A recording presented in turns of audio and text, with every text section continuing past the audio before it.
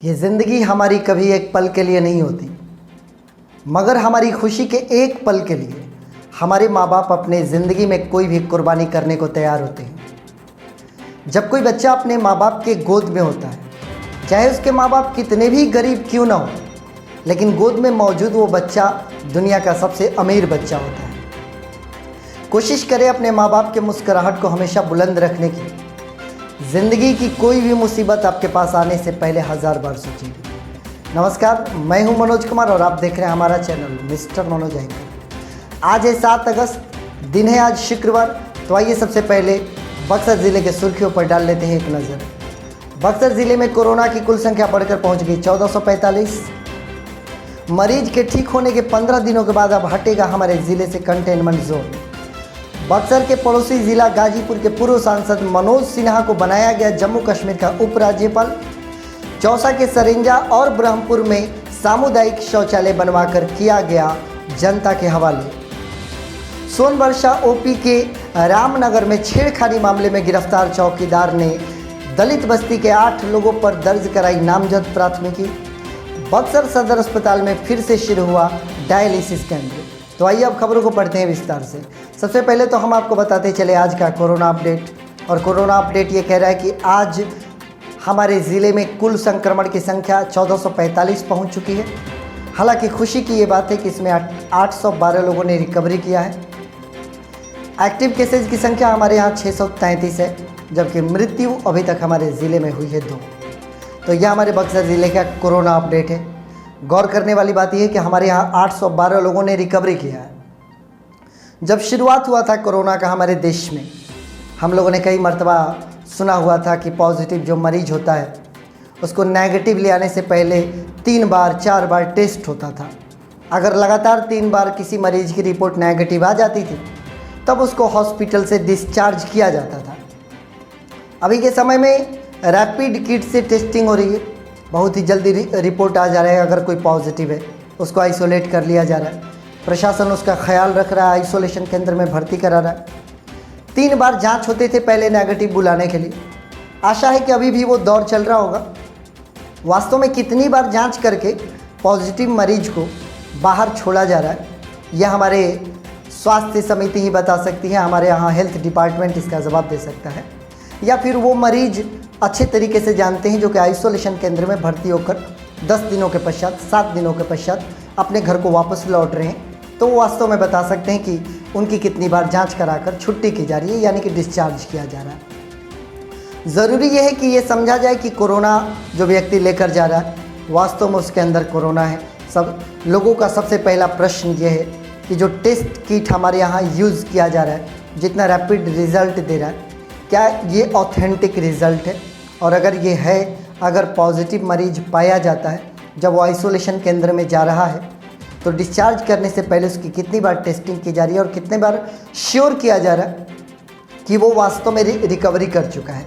क्योंकि एक बार corona positive होने का जो तमगा लग जा रहा है तो उस व्यक्ति को अपने लोकेशन में, अपने मोहल्ले में, अपने गाँव में निश्चित तौर पर कुछ ना कुछ हद तक बहिष्कार का सामना करना पड़ेगा। तो अगर वो पॉजिटिव वास्तव में है तो क्या वो रिकवर्ड है? क्या उसको रिकवरी का सबूत दिया गया? क्या उसको नेगेटिव होने का सबूत दिया गया जिससे वो दुनिया को ये दिखा सके कि मैं नेगेटिव हो चुका हूँ, ये मेरे रिज़ल्ट है? निश्चित तौर पर ऐसा किया जा रहा होगा हमारे बक्सर ज़िला प्रशासन के द्वारा, और ज़िला प्रशासन इसका अच्छे तरीके से जवाब दे सकता है। और वो मरीज जो लौट कर आ रहे हैं आइसोलेशन केंद्र से, वो बखूबी इस बात को बता सकते हैं। आगे बढ़ते हैं खबरों को, और मैं आपको बताना चाहूँगा कि हमारे ज़िले में जहाँ पर भी कोई पॉजिटिव मिलता है तो वहाँ पर एक कंटेनमेंट जोन बनाया जाता है।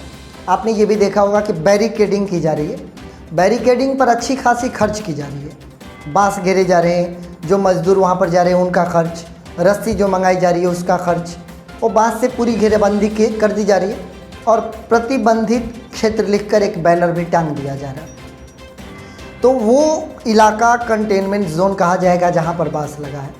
अब कंटेनमेंट जोन में क्या क्या एहतियात बरतने पड़ते हैं आप स्वयं देखें, आप अपने टाउन में, अपने मोहल्ले में, अपने गांव में, कि क्या वास्तव में कंटेनमेंट जोन जहां पर बनाया जा रहा है तो वो सारी एहतियात बरते जा रहे हैं, या प्रशासन वो सारी सख्ती वहां पर कर रही है जो कि उसको करने चाहिए।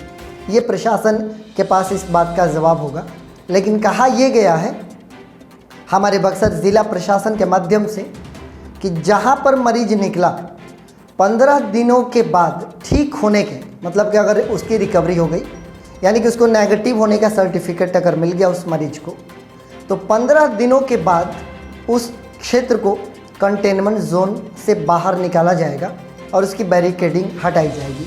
लेकिन इसके पहले अगर किसी भी प्रकार की कंटेनमेंट जोन में लापरवाही बरती जाती है तो हमारे बक्सर डीएम और एसपी ने सख्त ये हिदायत दी है कि ऐसे लापरवाही करने वालों पर प्राथमिकी दर्ज की जाएगी, उन पर कार्रवाई की जाएगी, जो कि एक अच्छी बात है हमारे ज़िला प्रशासन के द्वारा।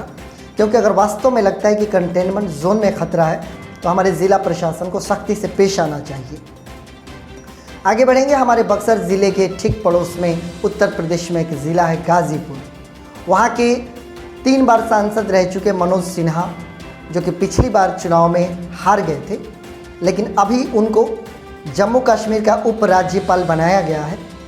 जम्मू के पूर्व उपराज्यपाल थे चंद्र मुर्मू, जिनके त्याग पत्र को स्वीकार कर लिया गया है और इसके पश्चात अब श्री मनोज सिन्हा जम्मू कश्मीर के उपराज्यपाल के पद पर तैनात होंगे। अगर हम बक्सर की बात करें तो बक्सर का और गाज़ीपुर के सांसद का घनिष्ठ रिश्ता रहा है।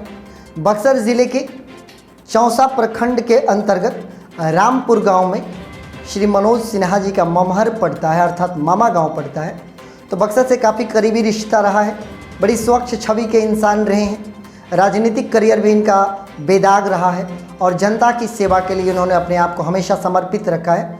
और यही कारण है कि जब जब इन्होंने इलेक्शन में चुनाव लड़ा तब तब इनको विजय प्राप्त हुई। पिछली बार अपवाद को अगर मान लिया जाए तो इनकी इसी ईमानदारी की छवि को ध्यान में रखते हुए केंद्र सरकार उन्हें जम्मू कश्मीर में उपराज्यपाल के पद पर तैनात किए। ये पद मिलने के पश्चात भाजपा के तमाम नेताओं ने श्री मनोज सिन्हा को इस पद के लिए बधाइयाँ दी और हमारा बक्सर ज़िले के कई लोगों ने भी मनोज सिन्हा को बधाई दी, एक नए राजनीतिक करियर की और एक नए पद पर रहते हुए एक नई जिम्मेदारी के साथ उनकी नई शुरुआत होगी।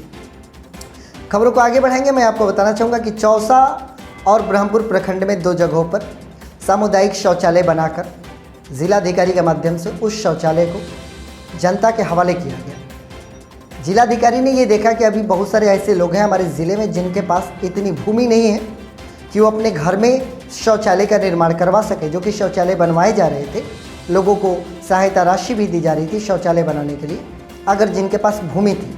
लेकिन ऐसे बहुत सारे लोग हैं जिनके पास भूमि ही नहीं है, तो वो तो बनवा ही नहीं सकते। उनकी इन परेशानियों को ध्यान में रखते हुए सामुदायिक शौचालय का निर्माण करके जनता के हवाले किया गया। हालांकि यहाँ पर भी अगर नज़दीक से गौर किया जाए तो कई जगहों पर सामुदायिक शौचालय पहले से बने पड़े हैं, लेकिन उसका कोई उपयोग नहीं है। ऐसे ही परित्यक्त अवस्था में वो सामुदायिक शौचालय पड़े हुए हैं।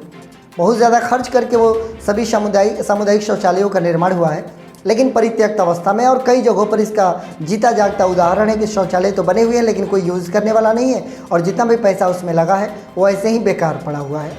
खैर, अब आगे से उम्मीद किया जाए कि ये जो शुरुआत की है जिलाधिकारी साहब ने, इसका सदुपयोग हो और पैसा पानी में ना जाए, बल्कि लोग उसका सही उपयोग करें और जिस उद्देश्य से बनाया गया है लोगों को उसका लाभ मिले। आगे बढ़ते हैं और हम आपको बताना चाहेंगे कि कुछ दिनों पहले मैंने आपको एक सूचना दी कि सोनवर्षा ओपी के रामनगर में दलित बस्ती में महिला के साथ छेड़खानी करने का मामला उजागर हुआ था, जिसके तहत चौकीदार तेज नारायण यादव को गिरफ्तार करके जेल भी भेजा गया था। अब चौकीदार तेज नारायण यादव के द्वारा दलित बस्ती के 8 लोगों पर नामजद प्राथमिकी दर्ज कराई गई है और उनके माध्यम से दर्ज कराई गई प्राथमिकी में ये कहा गया है कि वहाँ के लोग शराब बनाकर और बेचते हैं और वो शराब के कारोबारी हैं, जिसकी वजह से उन्हें सूचना मिली थी और सूचना मिलने के पश्चात वो वहाँ पर गए हुए थे, जहाँ पर जानबूझकर उनको फंसाने के लिए उन्हीं पर केस कर दिया गया, ऐसा कहना है तेज नारायण यादव का। अब मामले की सच्चाई क्या है, क्योंकि जब दलित बस्ती के लोग पहुँचे थे विरोध प्रकट करने के लिए, तब उनके हाथ में चौकीदार से छीना गया देसी कट्टा भी था, जो कि चौकीदार के विरुद्ध एक प्रमाण बन जाता है। लेकिन साथ ही साथ मामले की सत्यता की जांच भी की जा रही है कि वास्तव में हकीकत क्या है। कई ऐसी बातें भी निकल कर आ रही है कि जो लोग केस किए हैं दलित बस्ती के लोग, अब वो केस उठाने को भी बोल रहे हैं। हकीकत क्या है ये पुलिस मामले की जांच करेगी, चूँकि पुलिस से ही जुड़ा हुआ मामला है, लेकिन फिर भी कानून सबके लिए बराबर होता है और निश्चित तौर पर अगर कोई दोषी है तो दोषी के प्रति कार्रवाई हो, पुलिस से यही उम्मीद की जा सकती है। आगे बढ़ते हैं। बक्सर ज़िले के लिए खुशी की खबर है कि बक्सर के सदर अस्पताल में जो डायलिसिस केंद्र बंद पड़ गया था, अब उसको पुनः शुरू किया जा रहा है। अस्पताल प्रबंधक दुष्यंत कुमार के अनुसार जो भी व्यक्ति हमारे ज़िले के हैं जिनको किडनी के रोग की समस्या है, वो मात्र 1745 रुपये में डायलिसिस का कार्य जाकर केंद्र पर करा सकते हैं। इसके लिए काफ़ी खर्च करने पड़ते थे किडनी रोगियों को, उस खर्च से छुटकारा पा सकते हैं। और बक्सर ज़िले के तमाम ऐसे रोगियों के लिए खुशी की खबर है जो कि किडनी के रोग से ग्रसित है। आप बक्सर सदर अस्पताल में एक बार पुनः अब आकर डायलिसिस केंद्र की पुनः शुरुआत हो चुकी है। आप जाकर मात्र 1745 रुपये के शुल्क पर अपनी जांच करा सकते हैं। श्री दुष्यंत कुमार जी ने यह भी बताया कि इस डायलिसिस केंद्र का संचालन का जिम्मा एक निजी एजेंसी को दिया गया है जिसका नाम अपोलो डायग्नोस्टिक है। वो अपोलो डायग्नोस्टिक ही इस डायलिसिस केंद्र का संचालन करेंगे और देखरेख करेंगे। ये हमारे बक्सर ज़िले का अपडेट है। बक्सर ज़िले में कोरोना का प्रकोप बहुत ही ज़्यादा बढ़ा हुआ है, लेकिन लोगों में भी आक्रोश बहुत ज़्यादा बढ़ा हुआ है। कई लोगों की बातें सुनने में आती है कि लोग ऐसा वैसा सोचते हैं कोरोना के बारे में। अब वास्तव में लोग कितने हद तक सच हैं और प्रशासन कितने हद तक सच है और मेडिकल टीम हमारी कितने हद तक सच है और कितने हद तक उन मरीजों के बयान सच हैं जो कि लौट कर आ रहे हैं आइसोलेशन सेंटर से, ये आने वाला वक्त बताएगा। बहरहाल हम ये उम्मीद करें, आशावादी बने कि हमारे ज़िले के लिए सब कुछ अच्छा हो, प्रशासन अच्छे से कार्य करे, मेडिकल टीम अच्छे से कार्य करे और हम अपने प्रशासन और मेडिकल टीम का पूरा सपोर्ट करें ताकि हमारा ये ज़िला कोरोना मुक्त हो सके। आप सकुशल रहें, स्वस्थ रहें और कोरोना से बचे रहें, ऐसी हमारी कामना है। आप हमारे साथ बने हुए हैं, इसके लिए आप सभी का बहुत बहुत धन्यवाद।